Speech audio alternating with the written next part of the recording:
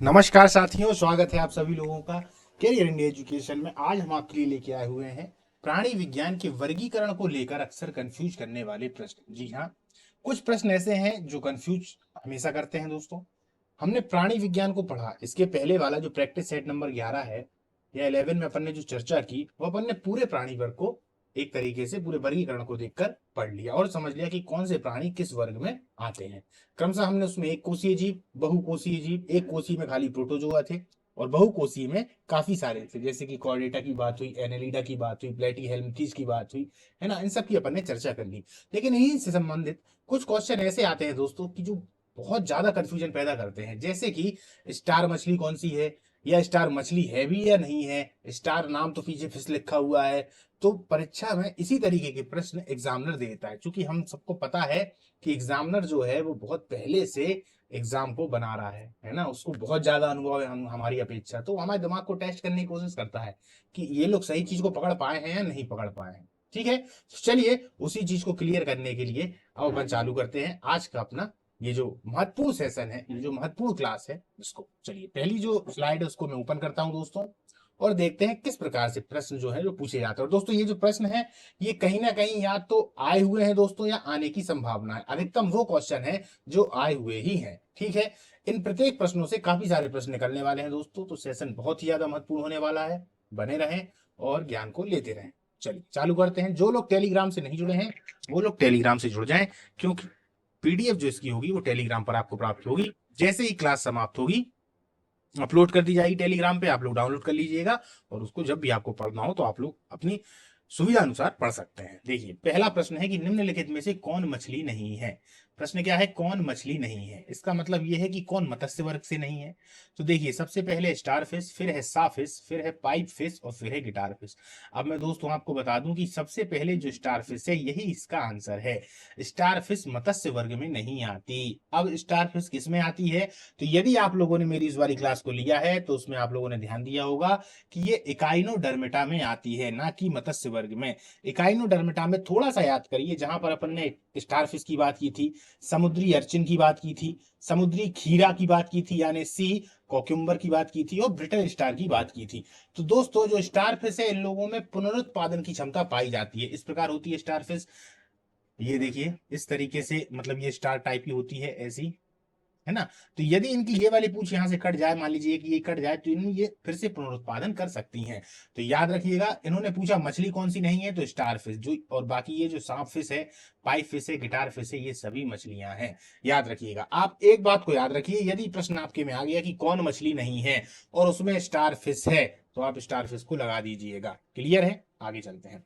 इनमें से कौन वास्तविक रूप से मछली है। अब देखिए star fish, jellyfish, brittle star और समुद्री घोड़ा। अब आप लोग बताइए कि इनमें से कौन वास्तविक रूप से मछली है। तो दोस्तों याद रखिए, स्टारफिश तो होने वाली नहीं, ऊपर अपन ने देख लिया कि भाई ये मछली है नहीं है। जेलीफिश जो होती है, जिसका रासायनिक वो जो वैज्ञानिक नाम है वो ऑरेलिए होता है, तो क्या ये है, तो ये भी नहीं है दोस्तों। और ब्रिटल स्टार जो अपन ने चर्चा की कि ये भी काइनोडर्मेटा में आती है, तो ये भी नहीं है। तो इसका जो आंसर है दोस्तों वो है समुद्री घोड़ा। अब मैं आपको बता दूं, जब मैं आपको पढ़ा रहा था तो समुद्री घोड़े के बारे में अपन ने चर्चा की थी कि ये मत्स्य वर्ग में सबसे धीमा प्राणी है, यानी कि सभी मछलियों में सबसे धीमा यदि कोई चलता है तो वह यही है समुद्री घोड़ा यानी सी हॉर्स। अब मैं यहाँ पर एक चीज और क्लियर कर दूं दोस्तों, कि जब आपके पास में ऑप्शन इस तरीके से आएंगे कि समुद्री गाय और समुद्री शेर या समुद्री सिंह, ये दो भी आते हैं, तो ये भी मछलियां नहीं होती, ये मैमेलिया होते हैं, स्तनधारियों में आते हैं। तो याद रखिएगा। क्लियर है, चलिए आगे चलते हैं। सबसे बड़ा स्तनपाई कौन है। सबसे बड़ा स्तनपाई कौन है, तो ब्लू व्हेल है, अफ्रीकी हाथी है, दरियाई घोड़ा है, ध्रुवीय भालू है तो ये चारों स्तनपाई, लेकिन सबसे बड़े की बात हम करेंगे तो ब्लू व्हेल।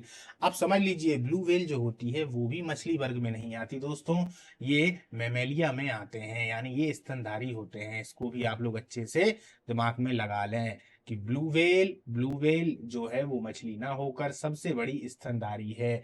आप लोगों ने देखा होगा प्रश्न हमेशा कैसा आता है कि विश्व का सबसे बड़ा जीव कौन सा है, तो हम ब्लू व्हेल लगा देते हैं। ये तो हम बचपन से पढ़ते आ रहे हैं। ऐसा प्रश्न क्यों नहीं आ जाता कि भाई विश्व की सबसे बड़ी मछली कौन सी है, तब तो ब्लू व्हेल का नाम नहीं आता।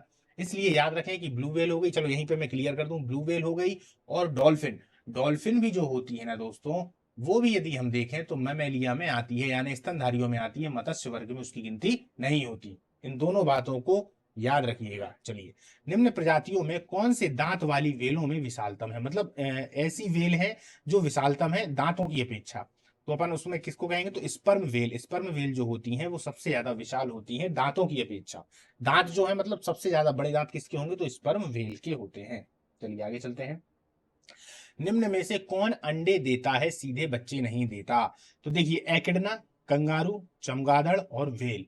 तो अब अपन देखते हैं कि इनमें से सीधे बच्चे नहीं देता, अंडे देता है। तो दोस्तों इसका जो आंसर होता है वो होता है एकिडना।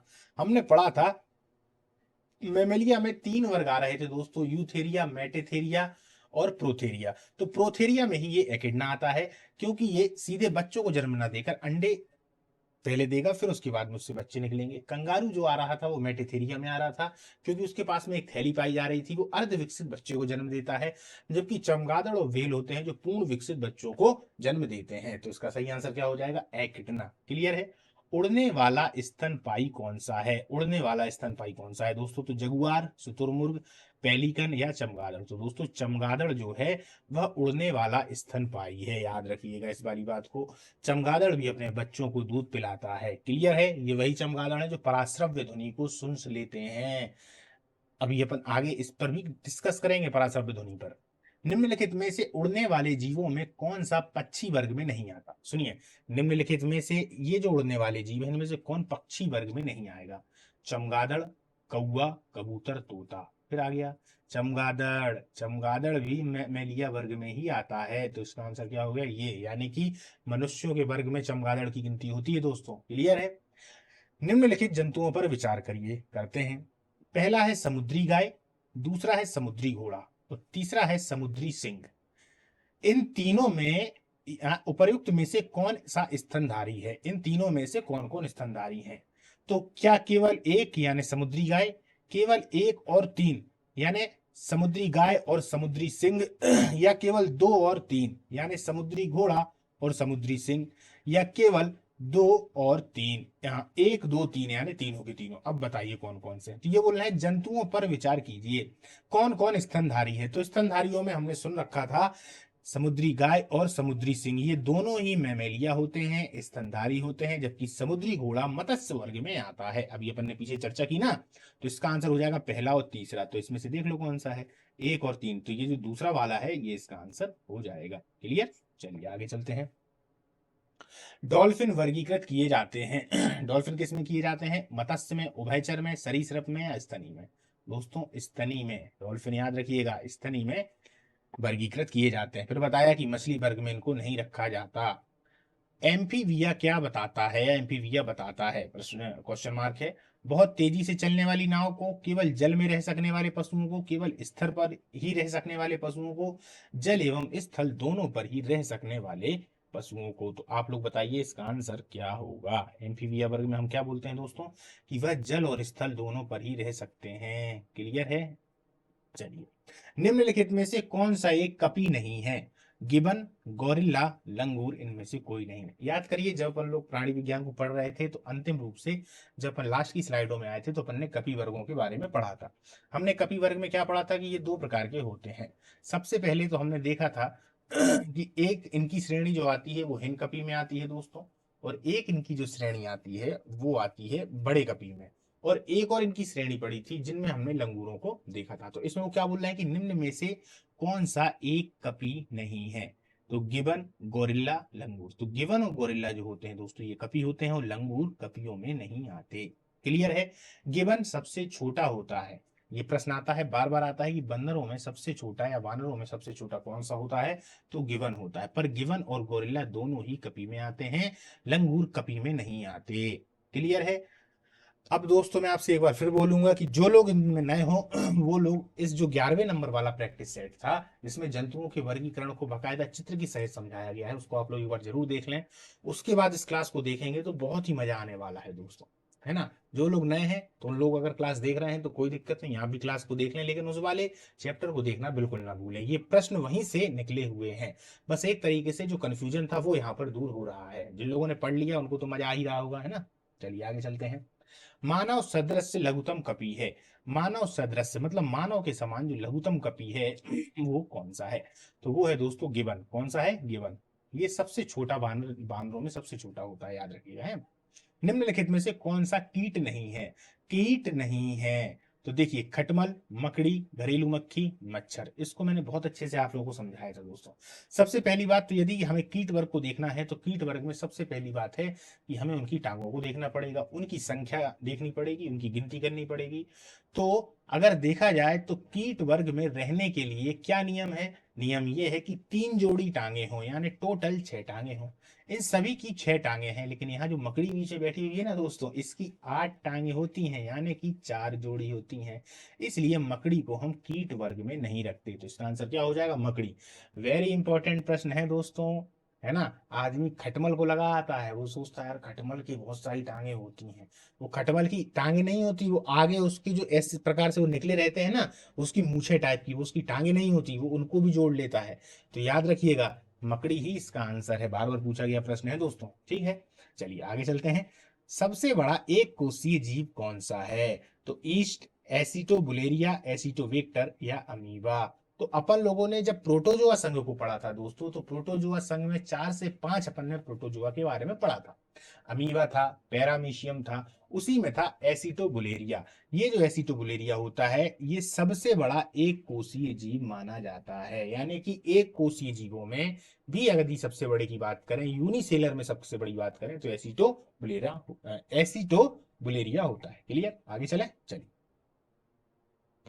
सब इनमें विषम कौन है? अब इनमें देखते हैं कि विषम कौन है। विषम का मतलब है कि 3 एक जैसे होंगे, एक अलग होगा। वेल, मनुष्य, चमगादड़, मत्स्य। तो निश्चित तौर पर मत्स्य है भैया। वेल और मनुष्य, चमगादड़ की हम बात कर लें तो तीनों के तीनों मैमलिया हैं, स्तनधारी हैं, है ना, स्तनधारी हैं। तो लास्ट वाला जो मत्स्य है वो अलग है। डायनासोर थे। अब देखिए, डायनासोर थे तो स्तनपाई जो लुप्त हो गए, तो स्तनपाई तो डायनासोर नहीं थे दोस्तों। विशाल शाकाहारी जंतु जिन्होंने हिप्पोपोटामस जाति को जन्म दिया, तो इनको शाकाहारी जंतु भी नहीं कहा जाता था, ये शाकाहारी और मांसाहारी दोनों वर्ग में आते थे। अंडा देने वाले स्तनपाई थे, तो अंडे तो ये देते थे पर स्तनपाई थे नहीं। ये दरअसल सरीसृप थे जो लुप्त हो गए हैं। क्या थे? सरीसृप। इस बात को याद रखिएगा, सरीसृप। सरीसृप का मतलब जमीन में रेंगने वाले। आपने छिपकली देखी या आपने मगर देखा, यदि इन सभी को आप देखें तो एक समय से पहले, बहुत समय के पहले अगर देखा जाए, तो ये जो डायनासोर थे ना दोस्तों, इन्हीं का परिवर्तित रूप धीरे धीरे अगर देखा जाए तो ये रेप्टाइलों में परिवर्तित हो गया। सरीसृप, उनके अगर चेहरे की आप बनावट देखेंगे, सांप के चेहरे की बनावट देख लीजिए, या छिपकली की देख लीजिए, या फिर मगर की देख लीजिए, तो आप थोड़ी बहुत इनमें एक समानता पाएंगे। तो ये सभी सरीसृप थे, याद रखिएगा। और इस बात को भी याद रखिएगा, लगभग 65 मिलियन वर्ष पूर्व डायनासोर समाप्त हो चुके हैं। हालांकि इनके जो अवशेष हैं आज भी मिलते हैं। मध्य प्रदेश में इनके अवशेष काफी मिलते हैं। मध्य प्रदेश में तो एक अवशेष ऐसा मिला है कि अंडे के अंदर भी एक अंडा मिला है। तो वो तो बहुत ही ज्यादा आश्चर्यजनक बात है कि भाई ये कैसे हो गया। यानी अंडा तो है ही, अंडे के अंदर भी एक अंडा है। ठीक है, चलिए अब आगे चलते हैं। सामान्यतः जीव अपना स्थान बदल सकते हैं, किंतु निम्न में से कौन से जीव अपना स्थान नहीं बदल सकते? याद करिए, जब क्लास ले रहा था तो उस समय मैंने बहुत गौर किया था इस पर। तो इसका सीधा सा आंसर है दोस्तों स्पंज। मैंने चित्र के माध्यम से ही बताया था, इस प्रकार से चित्र बनाया था कि ये स्पंज रखा हुआ है, इसको यहाँ से हिलाना नहीं है। यही इनकी इंपॉर्टेंस है और यही इनकी विशेषता है। तो आप लोग याद रखिएगा, स्पंज जो अपना स्थान ही नहीं बदलते। सोचिए कितनी आश्चर्यजनक बात है कि कोई स्पंज नाम का एक जीव है, या स्पंज जैसा जीव है जिसमें छिद्र हैं असंख्य, वो एक स्थान से दूसरे स्थान तक ही नहीं जाता, सिर्फ वहीं का वहीं रहेगा। तो हम उसको पेड़ कह सकते हैं, फिर इसको जीव क्यों कहते हैं? लेकिन हाँ, कुछ विशेषता है जिसके कारण ये जीव है। तो इसको तो याद करने की आवश्यकता ही नहीं, इसमें आश्चर्य इतना है कि अपने आप आपको याद हो जाएगा। चलिए आगे चलें। चलिए, पृथ्वी पर विशालतम जीवित पक्षी कौन सा है? विशालतम जीवित पक्षी, ईमू, शुतुरमुर्ग, एल्ब्राटोस या साइबेरियाई सारस। तो दोस्तों शुतुरमुर्ग, जिसको ऑस्ट्रिच बोलते हैं, सबसे विशालतम पक्षी है। इसकी टांगों में दोस्तों इतनी दम होती है कि इसकी टांगों से यदि अगर देखा जाए, इस पर कोई चीता भी वार करता है ना, और चीते को अगर इसकी टांग से ही पड़ गई तो ये चीता निपट लेगा। इतनी तेज इसकी टांगे होती हैं और इतनी मजबूत होती हैं दोस्तों। सबसे बड़ा अंडा भी शुतुरमुर्ग का ही होता है, इसको भी आप लोग याद रखें, काफी विशाल अंडा होता है। बताते हैं कि 12 लोग इसका ऑमलेट खा सकते हैं, इतना बड़ा ये अंडा होता है। चलिए, सबसे छोटा पक्षी कौन सा होता है? तो दोस्तों गुंजन पक्षी। गुंजन पक्षी को ही हामिंग बर्ड कहते हैं। हामिंग बर्ड इसका इंग्लिश नाम है, हामिंग बर्ड। और गुंजन पक्षी इसको हिंदी में कहा जाता है। गुंजन पक्षी इसको इसलिए कहा जाता है क्योंकि जब भी चलता है तो एक गुंजन जैसी आवाज करती है, गुनगुनाने जैसी आवाज आती है। इस पक्षी की एक विशेषता और है, पिछली वाली क्लास में मैंने डिस्कस की थी, यहाँ बताना कैसे भूल सकता हूँ। बहुत ही प्यारी विशेषता है दोस्तों। आप लोगों ने देखा होगा कि पक्षी हमेशा एक दिशा में उड़ते हैं। भाई जैसे उन्होंने उड़ना स्टार्ट किया, मान लीजिए ये पक्षी है तो इसने उड़ना स्टार्ट किया, अब ये उड़ना जैसे ही स्टार्ट करेगा तो ऐसा जाएगा, ऐसा जाएगा, ऐसा जाएगा, ऐसा ऐसा उड़ता उड़ता जाएगा और मान लीजिए यहाँ पर आके आ जाएगा। पर यदि गुंजन पक्षी चाहेगा तो ये क्या करेगा पता है, मान लीजिए ऊपर को उड़ रहा है ना, तो ये नीचे को भी उड़ने लगेगा, ऐसा भी जाने लगे, ऐसा भी। मतलब कि मान लीजिए ये पक्षी है, इस तरीके से ये पक्षी है, तो ये आगे भी उड़ सकता है और पीछे भी उड़ सकता है, ये इसकी खास विशेषता है। तो प्रश्न आता है कि इनमें से कौन सा ऐसा पक्षी है जो आगे और पीछे दोनों ओर उड़ सकता है, तो वही है गुंजन पक्षी। चलिए आगे चलते हैं। निम्नलिखित में से कौन एक प्रकार की मछली है, फिर से आ गए भैया मछली। चलिए, प्रवाल, स्टारफिश, अश्वमीन, इनमें से कोई नहीं। तो प्रवाल है क्या, बिल्कुल नहीं है। प्रवाल विद्धि कोरल रीफ, सीधा याद आ जाना चाहिए, ऑस्ट्रेलिया की जो ग्रेट बैरियर रीफ है ना, तो वो तो है नहीं। स्टारफिश अभी अपन ने चर्चा किया कि नहीं है, पुनरुत्पादन की संख्या इसमें पाई जाती है, मतलब पुनरुत्पादन की विशेषता पाई जाती है। अश्वमीन यानी कि हॉर्स सी, अश्व माने हॉर्स, HORS, हॉर्स सी। क्लियर, याद रखिएगा ये क्या है, यही एक मछली है। तो इसका सही आंसर क्या हो जाएगा, अश्वमीन। मलेरिया परजीवी तथा अमीबा को किस श्रेणी में रखा जाता है, पहले श्रेणी में भैया प्रोटोजोआ अपन ने पढ़ा था, एक कोषीय जीव है, यूनिसेलर है। मलेरिया और अमीबा ये इसी में आते हैं। क्लियर है। चलिए,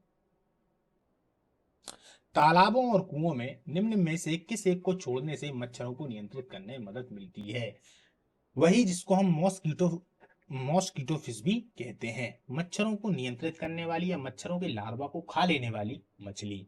तो दोस्तों केकड़ा खा पाता है, नहीं। गेम्बूसिया हो सकता है, घोंघा और डॉगफिश नहीं। तो गेम्बूसिया इसका आंसर है। मत्स्य वर्ग में जब आप देखेंगे तो आपने देखा होगा कि हमने गेम्बूसिया के बारे में पढ़ा था। सरकार इसके लिए प्रोत्साहन भी देती है, क्योंकि गेम्बूसिया को यदि एक बार तालाब में डाल दिया गया तो इसको कोई चारा वारा देने की जरूरत नहीं होती, इसका चारा खुद मच्छर है। मच्छर एक भी नहीं बचेंगे और ऊपर से काई भी खाती जाएगी, तो सफाई भी करती जाएगी। तो गेम्बूसिया मछली के लिए तो बोलती है सरकार की भैया इनको अपने तालाबों में, अपने कुओं में आप लोग डालें, है ना। तो याद रखिए गेम्बूसिया। चलिए, ग्रीन प्रोटोजोआ के नाम से किसे जाना जाता है, वेरी इंपॉर्टेंट दोस्तों, बार बार आता है green protozoa. Amoeba, paramecium, Leishmania और युगलीना। तो याद रखिएगा युगलीना ही ग्रीन प्रोटोजोआ के नाम से जाना जाता है।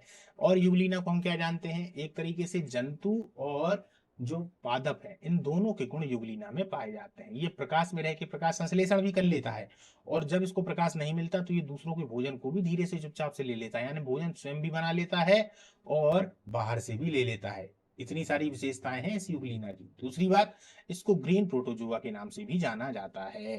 क्लियर है। चलिए आगे चलते हैं। निद्रा रोग कौन पैदा करता है, तो ट्राइकोमोनास, ट्रिपनेसोमा, लीशमैनिया, प्लाज्मोडियम। तो दोस्तों ट्रिपनेसोमा, क्या है ट्रिपनेसोमा, ये किसके द्वारा होता है दोस्तों, सीसी मक्खी इसकी वाहक होती है, सी मक्खी। निद्रा रोग हो जाता है, बार बार आदमी सोता ही रहेगा। अब सोचिए एक आदमी नॉर्मल कितना सो सकता है, ज्यादा 6.5 7 घंटे, और ज्यादा सोना हो तो 8 घंटे सो सकता है। अब एक व्यक्ति 16 घंटे सो रहा है तो उसको ट्रिपनेसोमा है, समझ जाइए। क्लियर है। ये सीसी मक्खी इसका वाहक होती है, और ट्रिपनेसोमा नाम का प्रोटोजुआ शरीर के अंदर प्रवेश कर जाता है, जो मस्तिष्क को प्रभावित करता है। क्लियर है। आगे चलते हैं।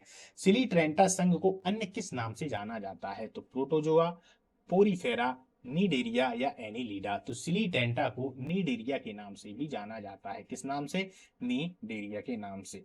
आप लोग देखेंगे, अगर जो पुरानी क्लास थी उसमें अपन ने इस पे काफी चर्चा कर रखी थी। ठीक है। निम्न में से किसमें रक्त नहीं होता किंतु श्वसन करता है, तिलचट्टा, केंचुआ, हाइड्रा, कंगारू। अब आप लोग बताइए कि निम्न में से रक्त भी नहीं होता और श्वसन करता है। तो दोस्तों केंचुआ इसमें आता है, और केंचुआ अधिकतम जो है वो किस संघ में आते हैं, तो एनीलिडा में आते हैं। याद रखिएगा, ये श्वसन करते हैं लेकिन इनमें रक्त नहीं होता। क्लियर। आगे चलते हैं।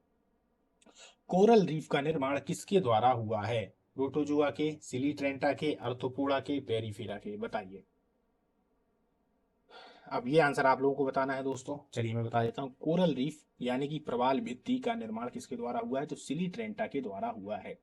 शुरुआत में अपन लोगों ने चर्चा इस पे काफी की थी। चर्चा ये हुई थी कि ये जो सिलीट्रेंटा होते हैं ये क्या करते हैं दोस्तों, मूंगा, प्रवाल, ये क्या करते हैं, सिलीट्रेंटा एक पदार्थ का स्त्रवण करते हैं, उस पदार्थ का नाम क्या होता है दोस्तों? उस पदार्थ का जो नाम है वो होता है कैल्शियम कार्बोनेट। क्या होता है? Calcium carbonate. और उसी कैल्शियम कार्बोनेट से कोरल रीफ यानी कि ये जो एक तरीके से देखा जाए प्रवाल भित्ति है, ये बन जाता करती है। चलिए देखते हैं आंसर इसका क्या हो जाएगा। सिलीट्रेंटा। क्लियर। चलिए आगे चलते हैं। जेलीफिश के नाम से किसको जाना जाता है? Jellyfish hydra, physalia, aurelia, obelia. तो दोस्तों ऑरेलिया को ही जेलीफिश के नाम से जाना जाता है। अब आप बताएं क्या जेलीफिश मछली है? बताइए, दिमाग लगाइए, क्या जेलीफिश मछली है?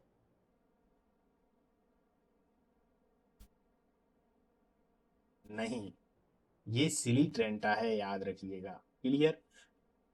जेलीफिश वही सिलीट्रेंटा है जो अपन ने ऊपर चर्चा की, जिनके द्वारा कोरल रीफ का निर्माण होता है। ये भी थोड़ी बहुत उसमें मदद कर देते हैं। क्लियर। हाइड्रा जो अपन ने इसके पहले चर्चा की थी वो भी सिलीट्रेंटा में ही आता है। क्लियर है। चलिए, लेकिन प्रश्न यहाँ था कि जेलीफिश के नाम से किसको जानते हैं, तो वो ऑरेलिया है। लेकिन ये मत्स्य वर्ग में नहीं है, इसको याद रखना।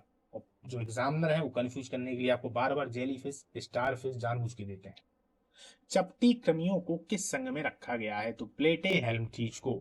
चपटे कृमि किस में आते हैं दोस्तों? प्लेटे हेल्मथीज। एक आध प्लेटे हेल्मथीज का नाम बताइए दोस्तों, क्या होगा? प्लेटे हेल्मथीज। चलिए आगे चलते हैं।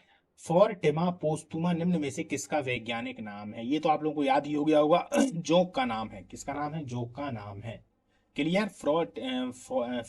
फ्रेटिमा पोस्टुमा, ये जोंक, माफ करिए दोस्तों, ये जोंक का नाम नहीं है। एक मिनट, एक मिनट। फेरेटिमा पोस्टुमा किसका वैज्ञानिक नाम है दोस्तों? अपन ने इस पे चर्चा की थी। तो यह केंचुए का नाम है, फेरेटिमा पोस्टुमा। केंचुए को किसान का बहुत अच्छा दोस्त कहा जाता है, क्योंकि एक तरीके से देखा जाए तो मिट्टी को अंदर से पोला कर देते हैं, यानी कि जो मिट्टी कड़क हो गई है और उसमें एक तरीके से फसल उगने की संभावनाएं कम हो जाती है, तो उसकी उर्वरक क्षमता बढ़ाने का ये कार्य करते हैं। क्लियर है। चलिए आगे चलते हैं। कीटों में कितने जोड़ी टांगे होती हैं? तो एक, दो, तीन, चार। कितनी होती हैं? तीन। आप कहेंगे सर तीन होती है कि छह? तो भाई वो जोड़ी पूछ रहा है ना, ये जोड़ी है, तो तीन जोड़ी होती हैं। तीन जोड़ी होती हैं। और टोटल कितनी होती हैं? छह होती हैं। ठीक है। चलिए आगे चलते हैं। निद्रा रोग कौन फैलाता है? सीसी मक्खी, खटमल, जू, इनमें से कोई नहीं। तो ये सीसी मक्खी क्या करती है? ट्रिप्नेसोमा नामक जो प्रोटोजोआ होता है उसी को शरीर के अंदर प्रवेश करवा देती है, जिससे मस्तिष्क जो है वह प्रभावित होने लगता है और नींद काफी आने लगती है। कौन सा होता है? ट्रिप्नेसोमा। याद रखिए दोस्तों, जब अपन पढ़ो ट्रिप्ने, इसको लिख देता हूँ फिर बताता हूँ। ट्रिप्नेसोमा जब भी पढ़ाई मतलब की जाए तो उनको जोड़ के की जाए। अब ऐसा नहीं है कि एक जगह सीसी मक्खी याद कर ली तो ट्रिप्नेसोमा को भूल गए, एजोटोबैक्टर लगा के आ गए, है ना, या राइजोबियम लगा के आ गए। तो ऐसे काम नहीं चल पाएगा। जब सीसी मक्खी हो तो ट्रिप्नेसोमा भी उसके साथ में चलना चाहिए, उसके साथ निद्रा रोग भी चलना चाहिए, उसके साथ में मस्तिष्क प्रभावित होता है ये बात भी चलना चाहिए। सभी चीजें चलना चाहिए, तभी जाके एक पूरा प्रश्न पूरा कंप्लीट होता है। और ये उम्मीद होती है कि भाई हाँ, इससे अब हमारा जो नंबर है वह छूटेगा नहीं। इसीलिए मैं एक एक लाइन वालों से बहुत दूर रहता हूँ, हाथ जोड़ लेता हूँ, वैसे ही कि जो एक एक लाइन याद कर लेते हैं ना, फिर एक लाइन पूछेंगे इसका क्या था, इसका क्या था, तो भाई उनसे दूरी बना के रखिए। आप पूरे कंसेप्ट को क्लियर करने की कोशिश करिए। आपने देखा होगा मेरे जितने भी लेक्चर हैं उसमें मैं सबसे पहले कंसेप्ट को क्लियर कराता हूँ। भाई जबरदस्ती प्रश्न करा देंगे क्या मतलब? अगर आपको प्रश्न आते ही नहीं है तो आप कहेंगे अरे यार इनको कौन पढ़े, हटो यहाँ से। कंसेप्ट में थोड़ा आश्चर्य लगेगा, समझेंगे, मजा आएगा, तब जाके पूरे प्रश्न क्लियर होंगे, है ना। आगे चलते हैं। ऑक्टोपस एक है संधिपाद, शूलचर्मी, हेमोकार्डा या मृदु कवची? दोस्तों ये मृदु कवची है। मृदु कवची का मतलब है इनका जो कवच होता है वो मुलायम होता है, मुलायम होता है। क्लियर। किसका? ऑक्टोपस का। ऑक्टोपस को ही क्या कहते हैं दोस्तों? श्रृंगमीन कहेंगे। इसी को ही डेविल फिश कहेंगे। दो नाम है इसके दोस्तों, एक तो श्रृंगमीन और डेविल फिश। Devil fish. और इसका जो रक्त होता है वो कैसा होता है दोस्तों? तो नीला रक्त होता है, याद रखिएगा। नीला, ब्लू कलर का, है ना, याद रखिएगा। गाना नहीं सुना ये दिल है पानी पानी, तो उसका तो भाई रक्त ही पूरा नीला होता है। क्लियर है। चलिए अब आगे चलते हैं। एक बात और है, इसमें आंखें कितनी होती हैं? ये आप लोगों के लिए प्रश्न है, बताइएगा। क्लियर। कमेंट में बताइएगा आंखें इसकी कितनी होती हैं। डेविल किसके नाम से जाना जाता है? अरे अब ये अपन ने पढ़ा ना, ऑक्टोपस के नाम से। चलिए आगे चलते हैं। तारा मछली निम्न में से किस संघ का प्राणी है?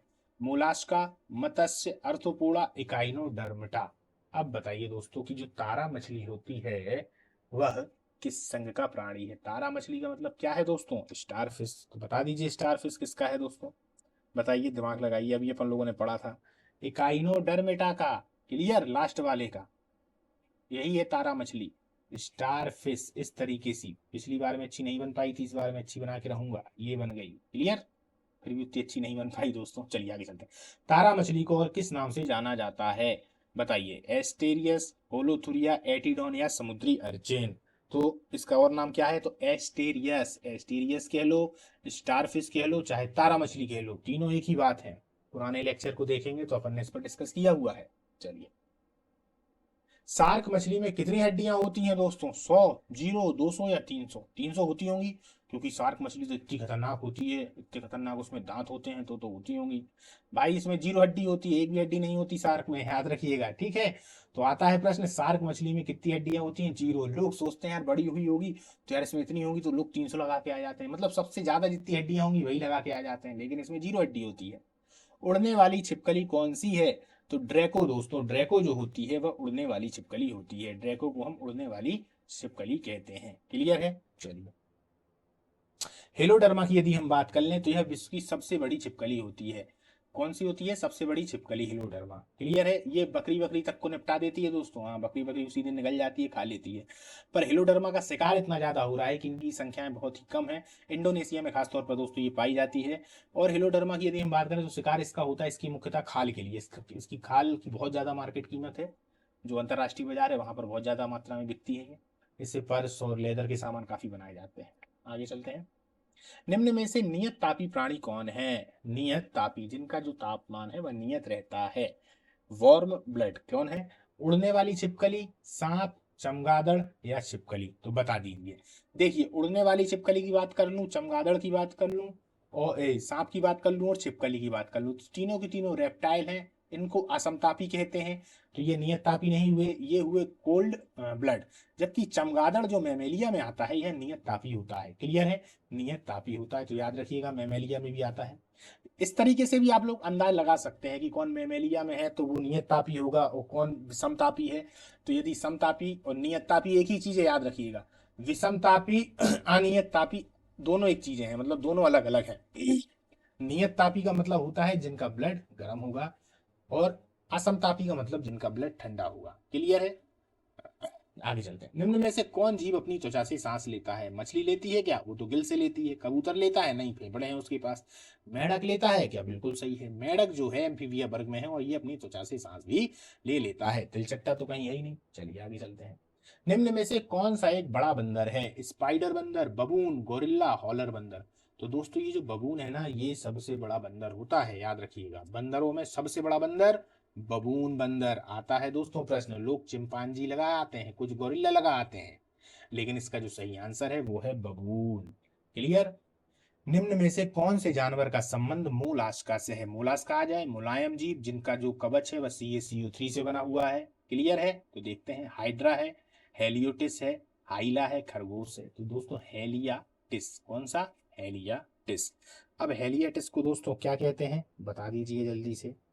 हेलियाटिस को हम और क्या कहते हैं? चलिए, ये आप लोगों के लिए एक प्रश्न है, इसको बताइएगा किसको कहते हैं, है ना। आगे चले। चलिए, प्रश्न है, निम्नलिखित में से कौन सा जहरीला सांप नहीं है? निम्नलिखित में से कौन सा जहरीला सांप नहीं है? कोबरा, वाइपर, कोरल स्नेक, अजगर। तो अजगर जो होता है दोस्तों ये जहरीला नहीं होता, इसका मेन काम हो जाता है निगलने का, मतलब ये अपने शिकार को निगल जाता है। निगलते दूसरे भी सांप हैं दोस्तों, पर अजगर तो जो है निगल जाता है। पर अजगर में विष ग्रंथियां नहीं पाई जाती हैं। अजगर को ही पाइथन भी कहा जाता है। ठीक है। तो पाइथन आ जाए तो वहां से भी कंफ्यूज मत होना। निम्नलिखित में से कौन सा एक भारत का राष्ट्रीय जलीय प्राणी है? खारे पानी का मगर, ऑलिव रिडले टार्टर, गंगा की डॉल्फिन और घड़ियाल?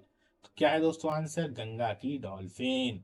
गंगा की जो डॉल्फिन है वो ही भारत की राष्ट्रीय जलीय प्राणी है, जो गंगा में एक नियत स्थान पर पाई जाती है। ये भी याद रखिएगा, नियत स्थान से ऐसा मेरा मतलब है कि एक पूरा उनका स्थान है, वहां पे तो कोई जा ही नहीं सकता दोस्तों, और इनका शिकार तो हो ही नहीं सकता, तो वहां पे ऐसा सरकार ने बना रखा है, तो वहीं पर ये गंगा की जो डॉल्फिन है वो पाई जाती है।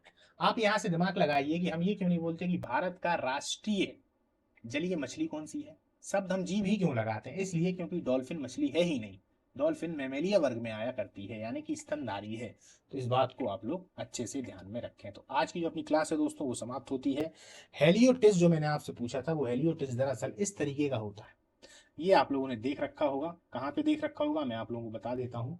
इस तरीके का होता है ये हेलियोटिस, है ना। जो सीपियां होती है ना, सीपियां जो आप लोगों ने नदियों के किनारे देखी होंगी, उसी को हेलियटिस कहा जाता है, और ये मोलास्का से है। ऊपर का जो वो है वो CaCO3 से बना हुआ होगा, CaCO3 क्लियर, कैल्शियम कार्बोनेट का। चलिए दोस्तों, तो आज की जो अपनी क्लास है वो समाप्त होती है। उम्मीद है आप लोगों को बहुत सारे ऐसे प्रश्न हैं जो कंफ्यूजन कर रहे होंगे, वो अब क्लियर हो गए हैं। अब अपनी जो क्लास आएगी दोस्तों वो आएगी पादप टिश्यू, पादप नहीं माफ करिएगा, जंतु टिश्यू पर, है ना, एनिमल टिश्यूज। क्योंकि टिश्यू से ही अब मानव के पूरे शरीर को अपन देखेंगे, क्योंकि सबसे पहले कोशिका पे चर्चा की, फिर अपन टिश्यू पे चर्चा करेंगे, और टिश्यू पे चर्चा करते करते साथ रक्त पे आएंगे, और रक्त के बाद में फिर मानव शरीर को देखेंगे। ठीक है, चलिए दोस्तों, आज की जो क्लास है उसको समाप्त करते हैं। नमस्कार, मिलते हैं।